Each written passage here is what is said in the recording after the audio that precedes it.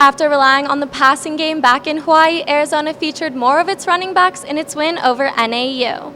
All 5 scholarship backs had 5 carries in Saturday's game, including J.J. Taylor and Gary Brightwell, who both had over 100 yards. Heading into this week, it's Kevin Sumlin's focus to keep all of them happy. We're trying to get J.J. over 100 yards, and we're trying to get all 5 of those guys on the field. So we got to run some plays.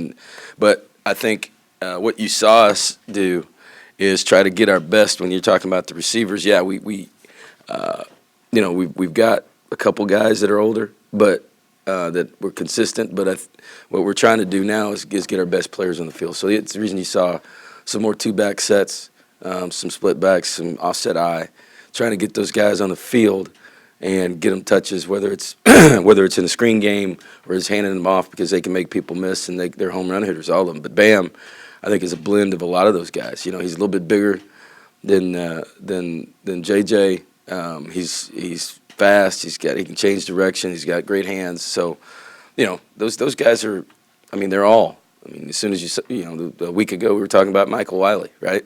And we skip over Gary Brightwell, and who what was that, 7-yard? I don't know what it was, touchdown, and JJ still had 100 yards. So that whole crew is working well together. DeMarco's doing a nice job with those guys, and and we haven't even talked about Tilford, right? As a short yardage guy who was extremely effective and on the goal line and in short yardage. So we feel good with those guys, and I think what they've done also is take some pressure off of our receiving core with what we're doing by being able to play some 2-back sets. And the other piece is JJ. We didn't have to put him back in kickoff return the other night. So we tried a bunch of those different guys back there, whether it was Bam, whether it was Tavion, giving some guys some chances so that we don't have to put all that pressure on JJ like we did last year. Arizona used a different punter in its game Saturday against NAU, and this is not the only position up for grabs this week. Kevin Sumlin mentioned that several competitions will be held in practice, and the player who does compete and prove themselves will earn that right to play Saturday in the game against Texas Tech.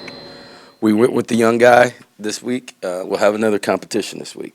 So we'll see where we are. We'll do a little bit today, but we don't really punt them much today. But Tuesday, Wednesday, Thursday, we'll have a little competition, and whoever comes out of that, is who we're going to play. Nobody even noticed our long snapper during the game. We had the freshman in there long snapping, and that's the ultimate compliment, right? If you don't even notice the guy, then he's done a hell of a job during the game. But I was a little nervous about him, but he did a nice job. So that part was pretty good. I think that we'll see where we are between the 2 punters this week, and whoever wins this competition this week is going to start. More questions for Coach? And it'll be like that for a couple positions this week, right? So guys that have played a little bit and maybe not have been as effective. We're not in the business of just throwing guys on the bench, but we're gonna have some competitions across in some of these positions where guys who have been inconsistent, and then it's only. I think that's the fair way to do it.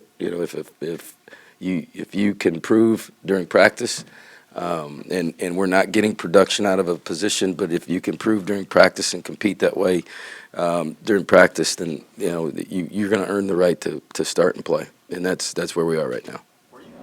Heading into their first Power 5 matchup this week, Arizona is preparing for a tough Red Raiders offense. Their quarterback, Alan Bowman, completes 71% of his passes, so the Wildcats know they have to be ready for a high-scoring game.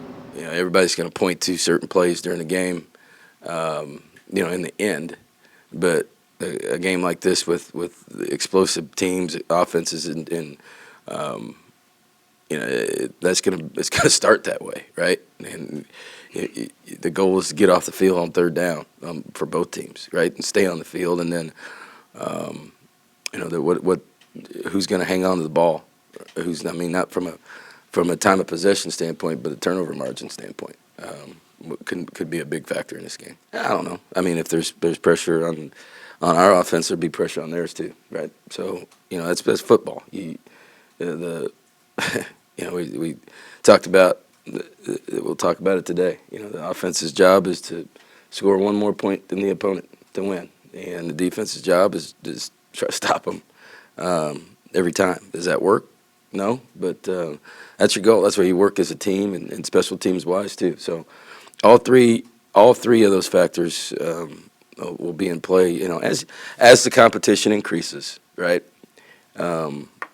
It's everybody's looking for matchups, but as the competition increases and you play better teams, all three phases are involved in winning games like this.